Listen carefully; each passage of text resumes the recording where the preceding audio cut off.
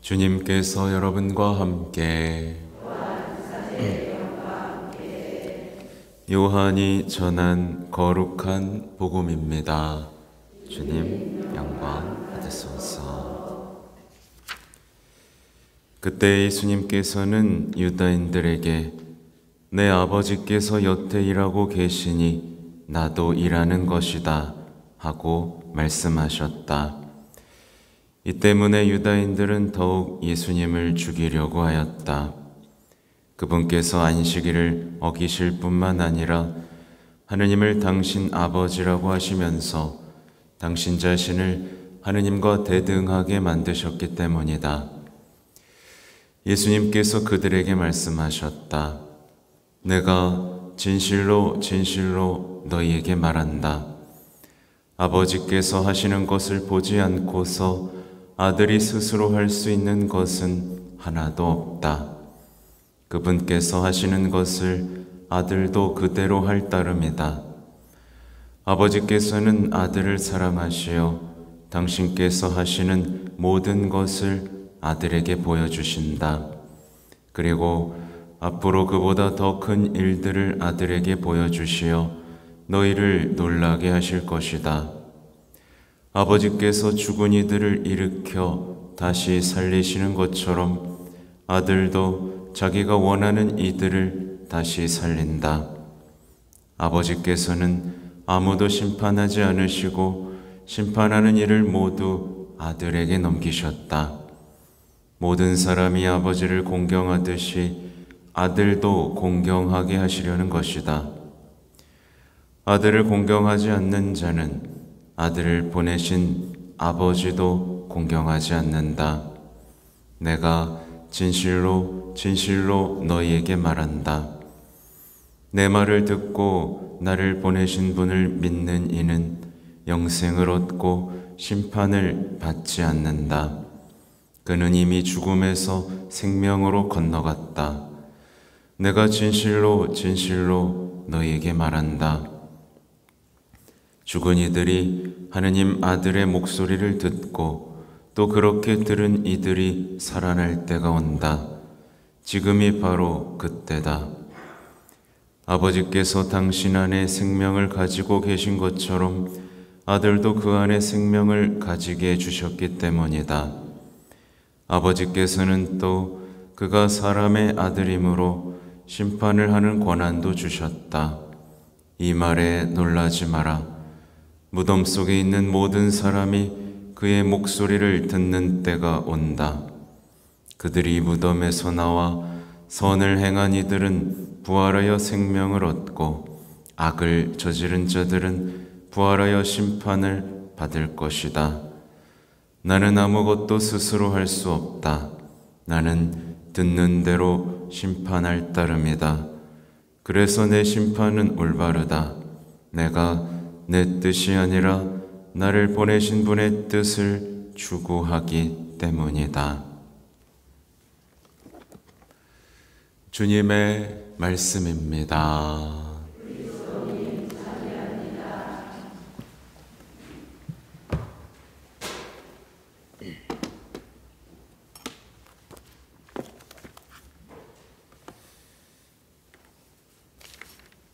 참 예수님, 네, 본격적으로 이렇게 좀 어려운 말씀들이 시작됐나요, 여러분에게? 아니면 이 말들이 이렇게 달콤하게 들리는지. 우선 이사야 내용을 보면요, 굉장히 희망적인 내용을 담고 있습니다. 은혜 때 내가 너에게 응답하고. 여러분도 이렇게 느끼세요? 언제나 응답을 받고 있다. 구원의 날에 내가 너를 도와주었다. 어떤 이 아름다운 이야기들, 사랑하고 관계 맺는 이야기들이 이렇게 쭉 펼쳐져 있죠. 지금 요한복음이 지금 5장에 와 있는데요. 사실 우리 그동안 앞에 부분을 계속 읽었습니다. 네. 요즘에 좀 새롭게 보이는 것들 중에 이제 요한복음의 이제 앞부분부터 보면 예수님께서 정말 우리 각자의 필요로 하는 이 이사야서의 이야기들을 하나하나 하고 계시다는 것을 발견할 수 있게 돼요. 뭐 우리가 언뜻 기억나는 게 카나의 혼인잔치 있죠? 네. 여러분의 삶에 어떤 포도주가 떨어지지 않도록 기적을 일으키신 거에서부터 대표적으로 니코데모와의 만남 이야기가 있어요. 신앙이 뭔지 감을 잡지 못하는, 다시 태어난다는 거, 그분이 구원하신다는 거, 감을 잡지 못하는 이들과의 만남 속에서 그들의 이야기를 들어주는 얘기. 또 그때 누가 나오죠? 사마리아 여인. 정말 아픔에 아픔을 겪은 그의 삶의 이야기를 들어주시고, 그가 정말 사랑받고자 했던 그 욕구들을 채워주셔서 더 이상 어두운 삶에 헤매지 않게 하도록 해주시는 예수님. 또 어제 얘기 뭐 들었죠? 건강하게 해주시는 예수님. 더 이상 누워있지 않게 해주시는 예수님. 정말 섬세하게 우리의 어떤 아픔, 어려움 이런 것들을 동반해 주시는 그 예수님의 발걸음을 묵상하고, 이제 결정적인 부활에 대한 이야기들, 그 전에 예수님께서 아버지 하나님과 누리는 어떤 관계의 기쁨들을 설명해 주고 이제 계신 거예요. 여러분들 이런 것들이 가슴에 쫙쫙 들어와야 돼요. 네. 이 안 들어오면 어떻게 되죠? 주님께서 나를 버리셨다. 여기에 머물게 됩니다. 생각보다 많이 있어요. 생각보다 날 버리신 것 같아. 여기에 머물고 있으면 큰일 납니다. 그죠? 여기 머물고 있으면 신앙생활 어떻게 해요? 답답해서. 네. 여러분, 예수님이 여러분을 버리셨어요? 응답해요, 안 해요? 도와줘요, 안 도와줘요? 여기서 이제 많이 문제가 생겨 있다는 걸 제가 알기 때문에 지금 건드리고 있는 거예요. 네. 아직 예수님께 어떻게 기도하고 관계 맺는지 모르는 거기 때문에 여기서부터는 이제 정말 다시 배워야 됩니다. 말하자면 화답송의 노래, 주님은 너그럽고 자비하시네. 이게 그냥 자연스럽게 터져 나와야 돼요. 참 좋으시다. 참 좋고 멋지고 아름답고 이런 분을 내가 알다니. 그래서 여러분의 아주 작은 이야기에서부터 어려운 이야기까지 전부 나눌 수 있는 그 아름다운 관계 속으로 여러분이 들어가셔야 됩니다. 이거 못 누리면 안 돼요. 네. 근데 반복해서 말씀드리지만 이게 대부분의 신자들이 이게 지금 안 되고 있어요. 안 되고 있어요. 그래서 계속 도와드리고 있는 거고, 특히 희망교리도 하면서 정말 우리가 몰랐던, 배우지 못했던 희망에 대한 이야기들을 해드리고 있는 겁니다. 오늘 복음에도 예수님과 아버지와의 관계가 얼마나 아름다운지가 나오는데, 내 아버지께서 여태 일하고 계시니 나도 일하는 것이다. 이 말이 따뜻하게 느껴지나요? 차갑게 느껴지나요? 네? 따뜻하게 느껴지죠. 그분이 사랑하시니까 저도 사랑하는 거예요. 여러분도 이렇게 얘기할 수 있어야 돼요. 예수님이 사랑하시고 용서하시고 자비를 베푸시니 저도 그렇게 하는 거예요. 다른 거 없어요. 근데 이 관계가 빠지면 사랑해야 돼. 용서해야 돼. 어우 힘들어. 아우 왜 자꾸 용서하라는 거야. 아 왜 이렇게 자비를 베풀라는 거야. 아 왜 이렇게 시키는 게 많아. 왜 이렇게 하지 말라는 게 많아. 이렇게 되는 거거든요. 그래서 이 말씀을 하시는 예수님의 눈빛, 이 말투를 상상해보고 더 나아가 이 뜨거운 사랑으로 우리에게 또 뭘 주셨죠? 성령 하나님을 주셨잖아요. 이 아름다운 여러분이 얼마나 특권을 누리는지 아세요? 여러분 하나님을 뭐라고 부르죠? 아버지라고 부르죠? 네. 예수님은 누구죠? 네, 친구. 나는 너희를 친구라고 불렀다. 성령 하나님은 여러분의 보호자이고 인도자이고 모든 은총들을 쏟아부어 주시죠. 곧 사랑의 관계로 우리를 뜨겁게 계속 일으키잖아요. 생명력을 주시고 계속 희망하게 하시고요.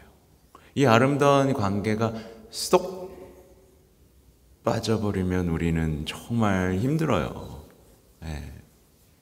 그래서 이런 상태에 있으면 도움을 청하셔야 됩니다. 도움을. 그죠? 우기면 안 돼요. 근데 이제 여기에 대한 반응을 보시면 웃기죠? 이 사람들은 예수님이 당신을 하느님과 대등하게 만들었다라고 생각하면서 막 죽이려고 해요. 이게 머리로만 신앙생활을 하는, 그러니까 그 수많은 역사 속에서 사랑하신 하느님의 어떤 그 관계를 누리지 못한 채 예수님이 눈앞에 딱 나타나니까 이상한 거예요. 근데 이제 비슷한 예가 있어요. 얘가 이제 제가 갖고 온 책을 보다가 갖고 온 내용인데, 어떤 사람이 예수님에 대해서 굉장히 훌륭하게 설명할 수 있는 사람이 있다고 쳐볼게요. 여러분 설명할 수 있어요? 난 예수님에 대해서, 내 신앙에 대해서 설명할 수 있어. 손은 안 들겠죠? 잘난 척한다고 할까 봐. 그런 사람이 있어요. 근데 뭐랄까요? 이런 사람이 이렇게 얘기하는 거예요.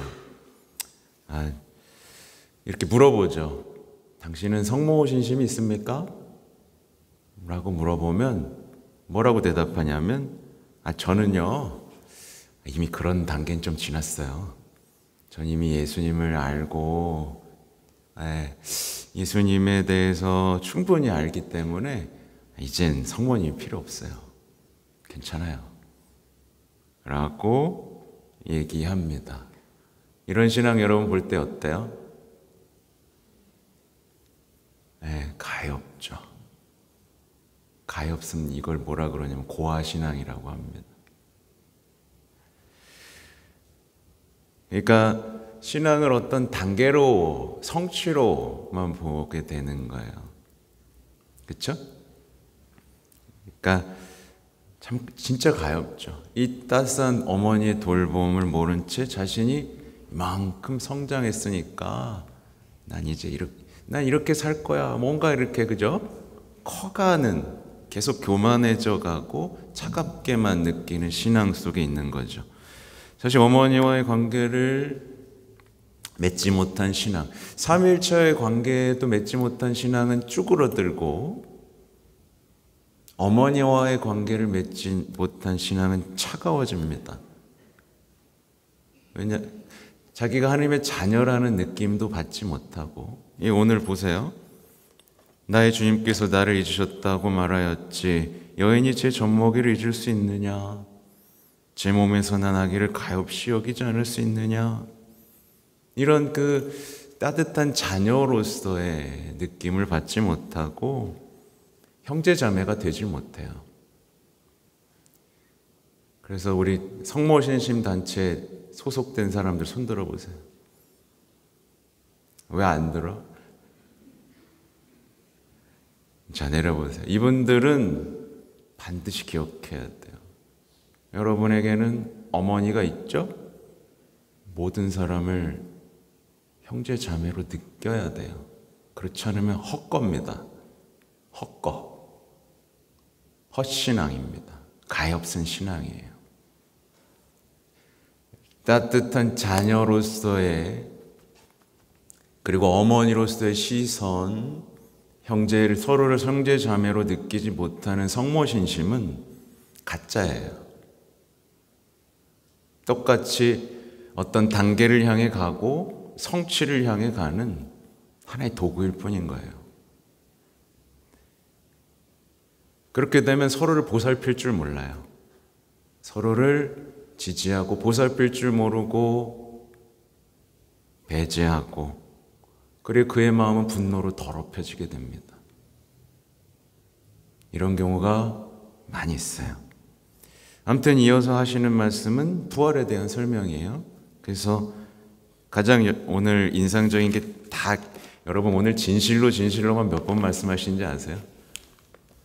네, 한 3번 말씀하시는 것 같죠? 굉장히 중요한 얘기들을 지금 우리에게 넣어주시는데, 부활에 대한 것 중에 저는 인상적인 것 중 하나가 무덤 속에 있는 모든 사람이 그의 소리를 듣는 때가 온다. 이겁니다. 무덤 속에 있는 모든 사람이.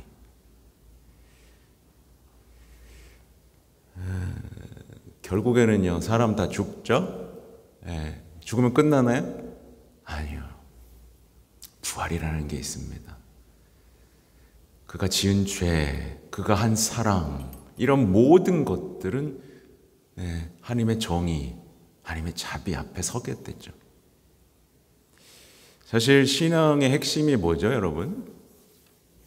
부활이에요, 여러분. 우린 부활 신앙입니다. 그래서 신앙은 여러분 20, 30년 신앙생활 했잖아요. 그러면 뭐가 커져야 될까요? 머리가 커져야 될까요? 뭐가 커져야 되죠? 부활에 대한 희망이 커져야 되는 거예요. 부활에 대한 믿음이 커져야 되는 게, 그게 신앙을 잘했다라고 박수 쳐줄 수 있는 거예요. 커진 것 같아요? 안 커진 것 같아요? 근데 어떤 사람 20, 30년 하고도 건강에 대한 걱정이 커지고 자녀에 대한 걱정이 커지고, 잘못된 거죠. 부활에 대한 믿음과 희망이 커지는 거, 완전해지는 게 신앙생활을 잘한 거죠. 이 부활에 대한 믿음과 희망이 있으면 일상생활에서 지쳐요, 안 지쳐요? 안 지쳐요. 안 지쳐요. 안 지칩니다. 약속하셨거든요. 모든 것이 뒤집어지거든요. 내가 한 만큼, 내가 덜 대우받은 만큼 위에선 더 대우받고, 꼴찌가 첫째 되고 첫째가 꼴찌 되고, 교만한 좀 떨어지고 겸손한 자 올라가고, 여기에 믿음과 희망을 뒀기 때문에 일상이 지치지가 않습니다. 덜 지쳐요. 좀 지치긴 하죠.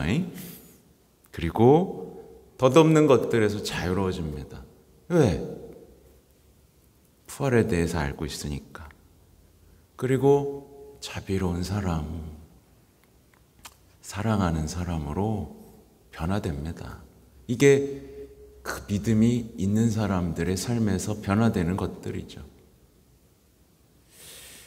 그래서 우리는 부활의 희망으로 살고요. 우린 죽음에서 생명으로 이미 건너갔습니다. 몰라요? 세례로 이미 건너갔죠. 부활의 힘은 우리 모두를 일으킬 겁니다. 우리 어르신들 있잖아요. 우리 병들고 약해지고 언젠가 땅에 묻히죠. 근데 그게 끝이 아니에요. 그러니까 그것 때문에 너무 힘들어할 필요가 없습니다. 그렇죠? 왜냐하면 그 몸은 부활할 것이고 영광스럽게 변모될 것이기 때문이죠. 그 준비만 하면 돼요. 어떻게 준비해야 될까를 고민해야지 어떻게 덜 아플까 이걸 고민할 때가 아닌 거죠. 그죠? 마지막으로 적은 건 이제 여러분에게 위로가 될 만한 얘기를 적었는데, 삶이라는 게 그렇지 않습니까? 뭔가 부끄럽기도 하고 수치스럽기도 하고 죄책감 속에 무너지는 경우도 있고요. 또 누군가 계속 판단하고 단죄받는다고, 이해받지 못한다고 느끼는 때도 있습니다. 그래서 자신을 고립시키고 싶고 모든 관계를 정리하는 것에서 인생의 해답을 찾는 분들이 많다는 것 알고 있습니다. 그렇다면 우리가 지금 해야 될 건 어머니 품에 안겨서 희망과 부활을 배우는 거예요.